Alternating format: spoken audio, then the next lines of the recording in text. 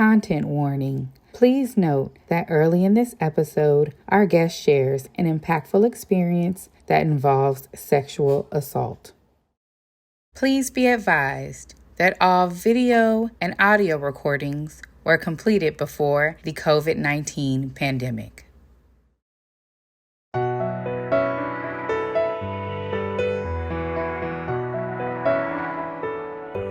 Black Female Project.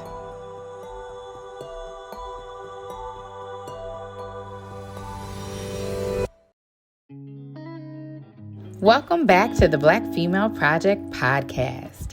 I'm Che Abram. I don't think there are really words to describe how transformative this episode is, how transformative it's been for me watching it and listening to it. I think the three best words that come to mind are powerful, radiant, and centered self. Not self-centered, but centered self, which I think will make a lot more sense after you listen and watch the episode. And I think these are the only words I could honestly come up with to describe everything that Dr. Phyllis Hubbard is. She truly, truly embodies health and wellness in this really beautiful way that helps guide us towards making deeper connections in what we already believe. Thank you for being here. This is so fascinating. You were inspired to become a holistic healer. Yes. Because it's personal. Yeah. Do you mind sharing? Yeah. Oh my goodness. When I was a child, I developed COPD, and it happened. Interesting. We're talking on Black Female Project, so I'll just out the entire situation. When I was 7 years old, I used to protect a little girl who was 5. She was picked on a lot, and I was always a mother hen. You can tell, I'm a mother hen kind of person. And one day we were separated because I would go to school and then come back and she'd be playing, right? And then one day I came home, couldn't find her. And as it turns out, I accidentally walked in on a brutal scene. She was being raped by a boy. And when I saw it, it took my breath away. I didn't know how to. How old was she? She was 5. I was 7. And how old was the boy? Oh, I want to say he seemed huge to me, but he was probably about 13. Around that, and so there was a lot of dynamics. He was white, she's black.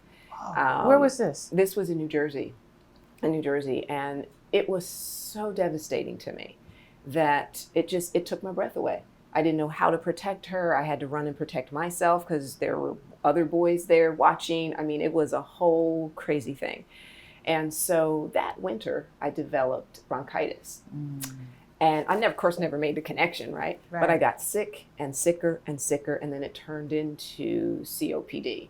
Wow. And I had it for 27 years, and it went on in my 26th year or so. I felt like, how a camera fades to black? Yes. That's what I felt like my life, like I was fading to black, like I was dying. And I don't know how to explain that unless, you've been on a path where you're literally slipping away.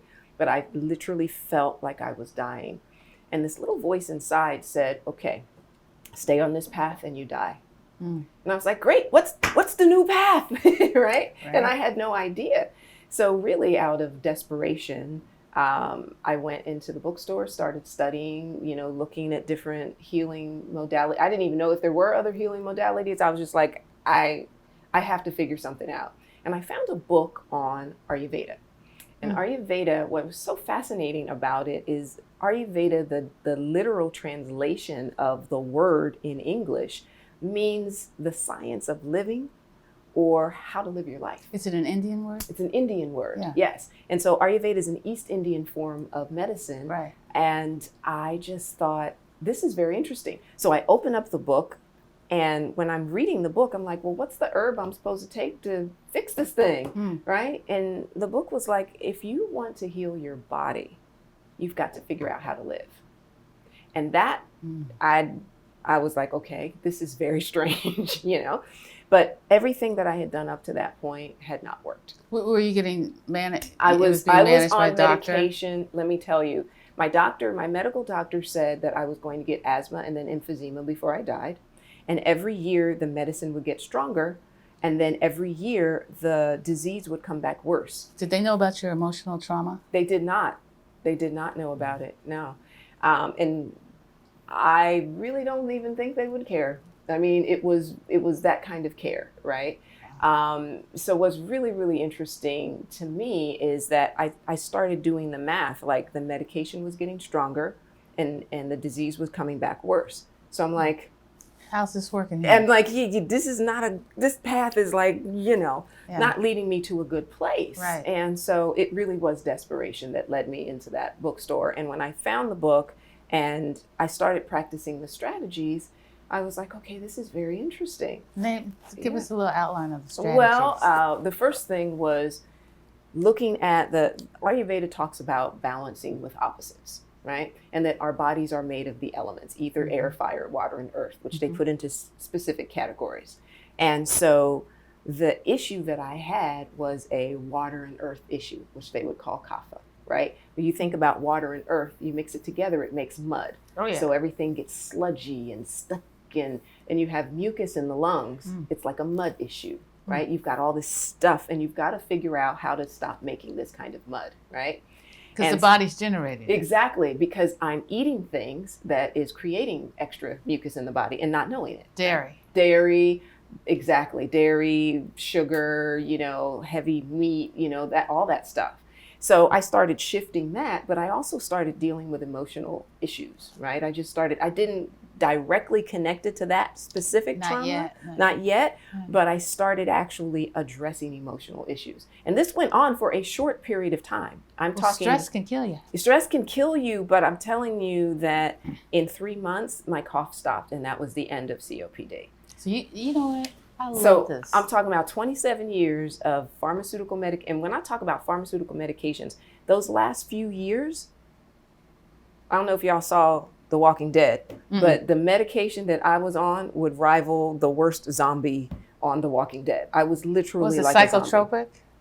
It wasn't psychotropic. It was narcotics to help suppress the cough, because what they were saying is I was coughing up blood, right? So it was rupturing the alveoli and just the digestive tract, right?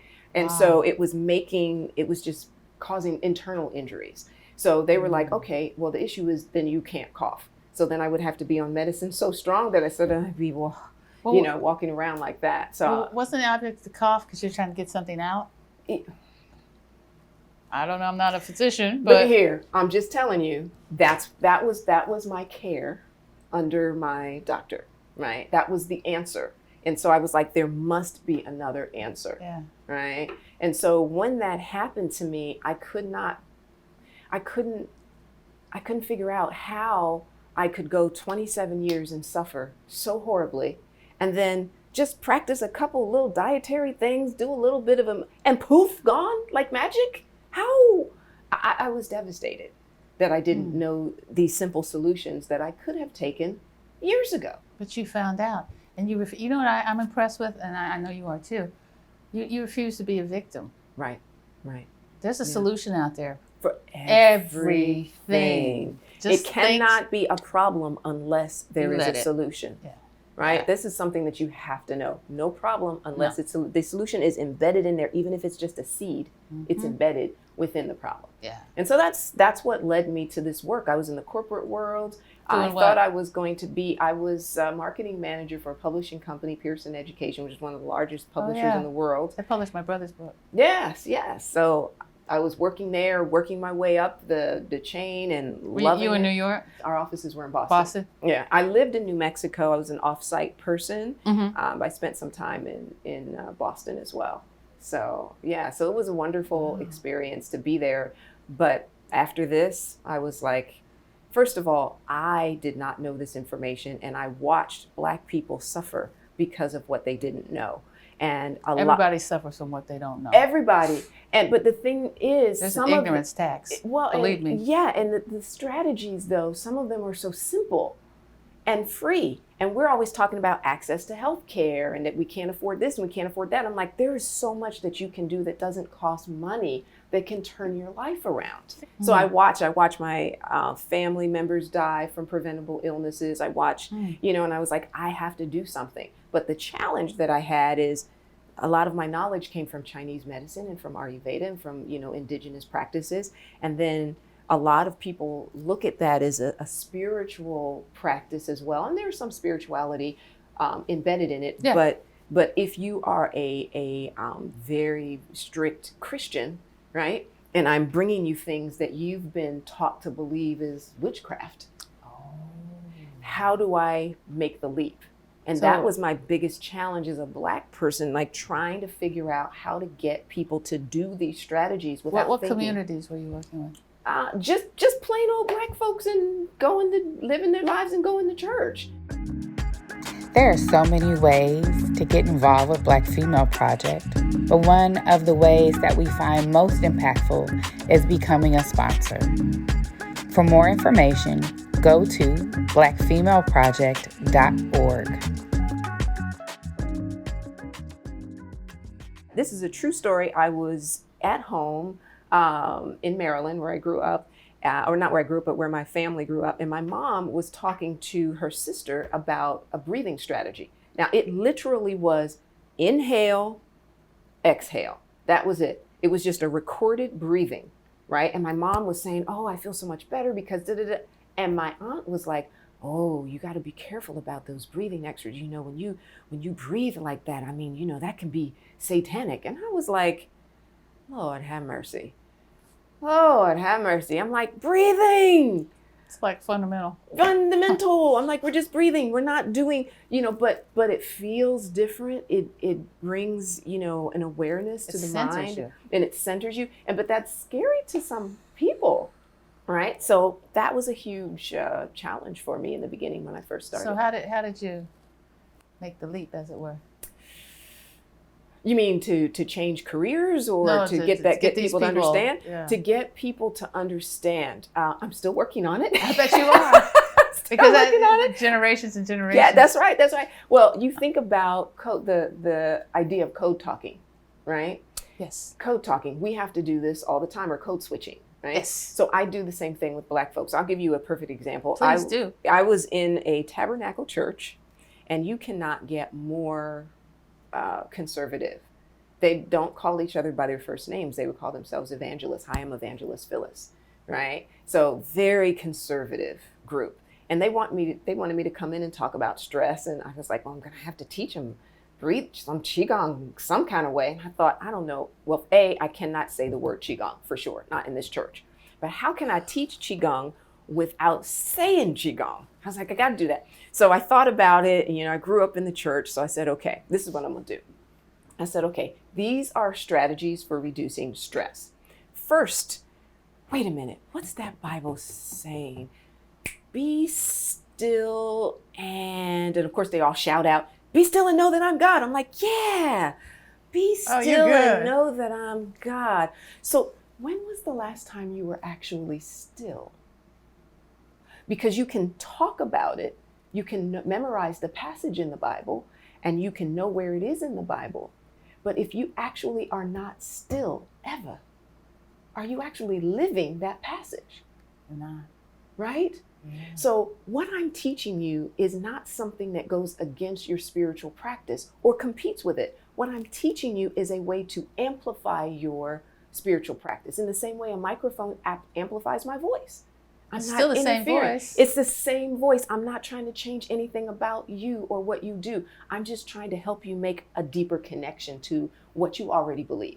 And that relax them. And then I walk them through a Qigong exercise. Oh, can we do one now? Oh gosh, I would love it. I would love it. Well, all me right. too, So this is how you do.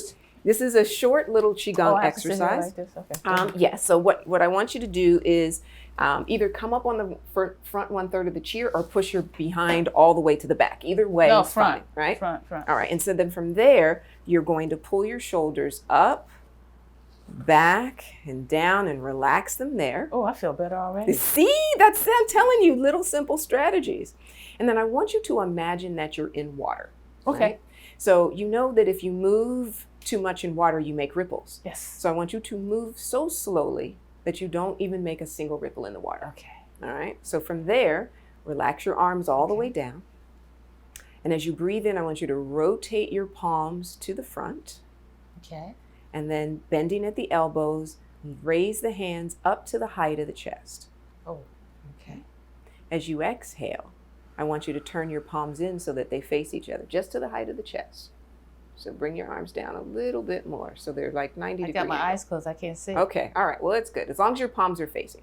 All right. All right. So from here, open the space between your fingers. Oh. And then as you breathe in, expand the hands outward. Good. As you exhale, allow the hands to move inward. Good. Now, I think you might have made a ripple in the water, so let's try to slow it down. Oh. Breathe in, expand outward. Good. As you exhale, just bring your hands in a few inches, not letting the hands touch.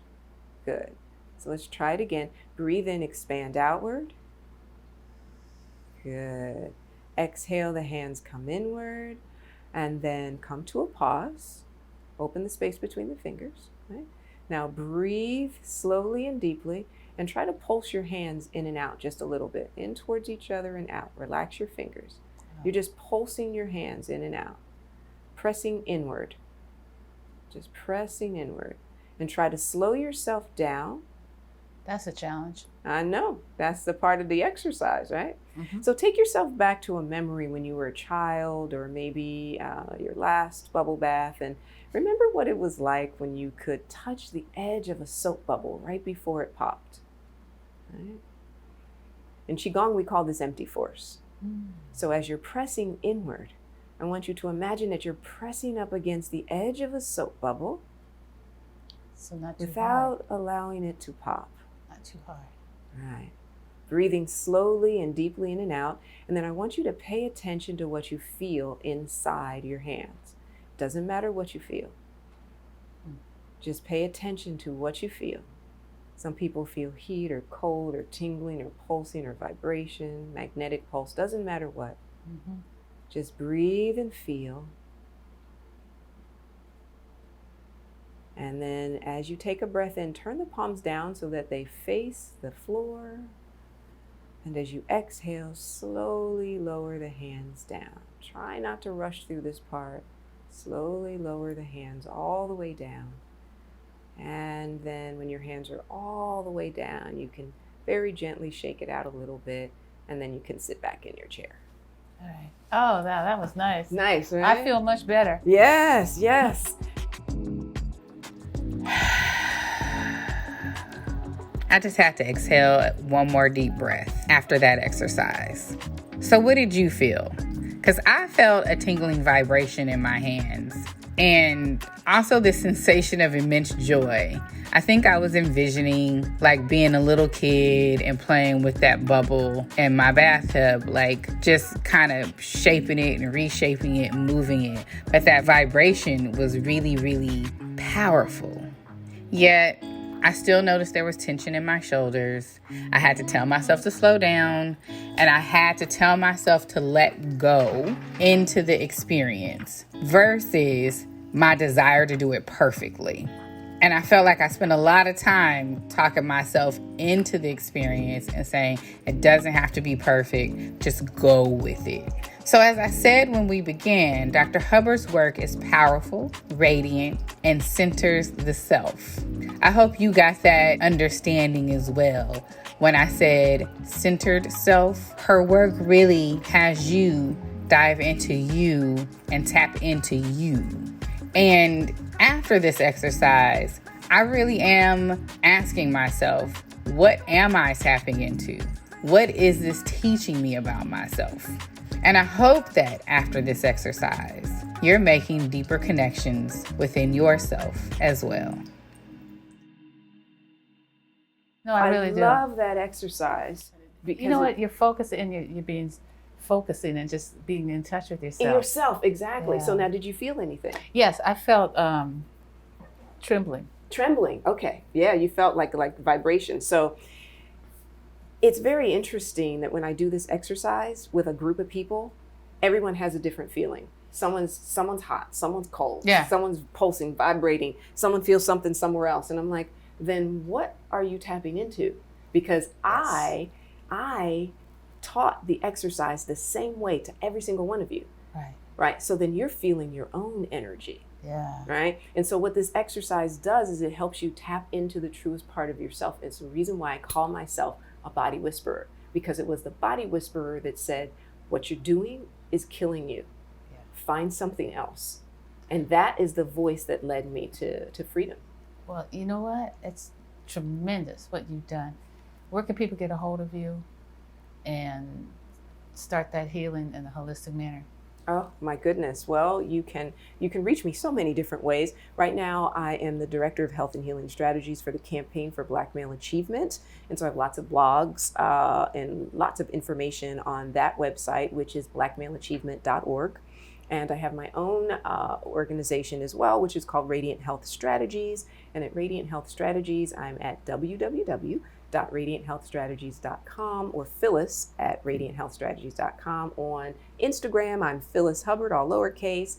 On Facebook, I'm Phyllis Hubbard or Radiant Health Strategies. And on Twitter, I am at Get Radiant. All right.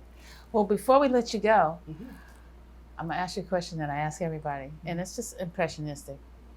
Who would you put on your Black female Mount Rushmore? Who would I put on my Black female? Good Lord. Harriet Tubman. I was going to say Harriet. I thought you'd say that. Harriet Tubman. For sure, I would put her on there. Sojourner Truth. Ain't I a Woman? Yes. And I don't know, I might say Harriet Jacobs, because someone who could find it within themselves to live in an attic for 7 years, watching her children, trying to figure out how to set herself and her children free. The level of resilience that it takes to make that happen. I just, whatever it is, I want to look at that and respect, and build and cultivate that within myself. Absolutely. Yeah. One more? Yes. Who's that? Oh, I got one more. Yeah. What up there? There are 4 of them. Oh, that's right. Shoot. I'd probably put my grandmother, Elsie Lyles Pryor. She is, she's passed on, but she is the embodiment of love. You can talk about love. I've heard people say they love you, but she was walking love. That's a beautiful thing. Yeah, beautiful. You're lovely too. Thank you so much for coming by. Thank you for having me. All right, take care. It's a pleasure. Black Female Project.